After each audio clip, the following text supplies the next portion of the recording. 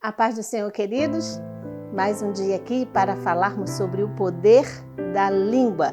E você que está chegando agora, mais uma vez eu te aviso, se você ainda não conseguiu acessar nenhum estudo desse, vai lá no nosso playlist e acessa esses estudos dessa semana, que nós estamos falando aqui todos os dias sobre o poder da língua. Hoje estamos encerrando esse assunto e eu gostaria que você abrisse comigo a sua Bíblia no livro de Provérbios, capítulo 6, e eu quero ler a partir do versículo 16.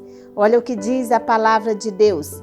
Estas 6 coisas aborrece o Senhor, e a 7ª a sua alma abomina: olhos altivos e língua mentirosa, e mãos que derramam sangue inocente, e coração que maquina pensamentos viciosos, pés que se apressam a correr para o mal, e testemunha falsa que profere mentiras, e o que semeia contenda entre irmãos. Vamos falar um pouco hoje sobre semeadura de contenda entre irmãos.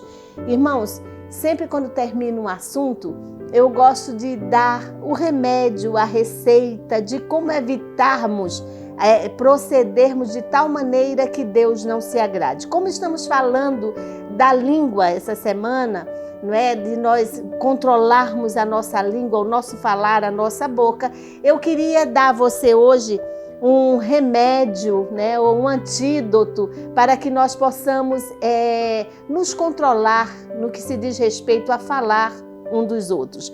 Em primeiro lugar, nós vamos buscar o fruto do Espírito. E para isso, nós devemos reconhecer as obras da carne. E as obras da carne estão lá em Gálatas 5:20, que são, preste atenção, inimizades, porfias, ciúmes, iras, discórdias, dissensões, facções. Como são as coisas que nos fazem semear contendas, então devemos buscar o fruto do Espírito, porque normalmente quando a gente semeia contenda, isso é, quando a gente fala mal de um irmão para outro, alguma coisa há entre você e esse irmão. Então pode ser uma inimizade, pode ser ciúme, seja qual for a razão, nós não temos o direito de falar mal um dos outros para os outros, principalmente. E também a semeadura de contenda vai muito mais além, meus irmãos. É você, por exemplo, ouvir alguém dizer alguma coisa de uma certa pessoa e correndo pegar e levar para aquela pessoa: olha, fulano estava falando de você isso, assim, assim, assim, fulano falou isso, assim, assim de você. O que você está ganhando com isso? Você está levando, você está fazendo o que a Bíblia diz que a alma do Senhor abomina, está semeando contendas. Primeiro, nós vamos buscar o fruto do Espírito para termos domínio próprio, dominar a nossa língua, vigiar no que vamos falar, porque nós não queremos que os nossos irmãos sofram por causa de nós mesmos, que os nossos irmãos se entristeçam por causa de uma palavra maldita da nossa parte, mas que nós queremos ser um corpo só. Então, em primeiro lugar, busque o fruto do Espírito, busque ajuda na palavra de Deus, procure em nome de Jesus se refrear a sua língua, procure dominar, ter o domínio próprio. Às vezes, irmãos, deixa eu dizer uma coisa para você, a fofoca, o disse-me-disse, se torna vício na vida de muitas pessoas. Você já parou para pensar que você está perto, às vezes, de alguém que não consegue passar 5 minutos falando de alguma coisa boa, de algum assunto bom, de uma palavra boa que foi ministrada na casa do Senhor, mas que logo tem que falar mal de alguém, do pastor, da igreja, da mulher do pastor,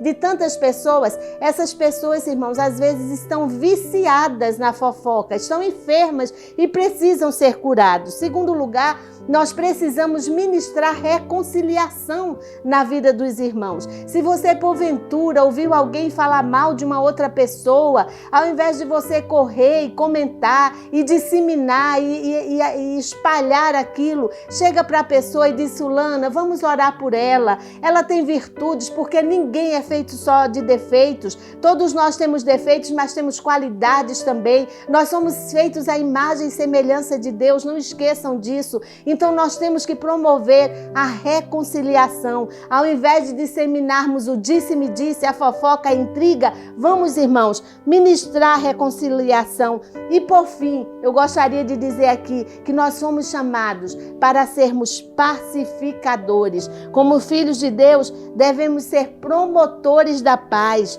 pois bem-aventurados, diz lá em Mateus 5:9, os pacificadores, porque serão chamados filhos de Deus.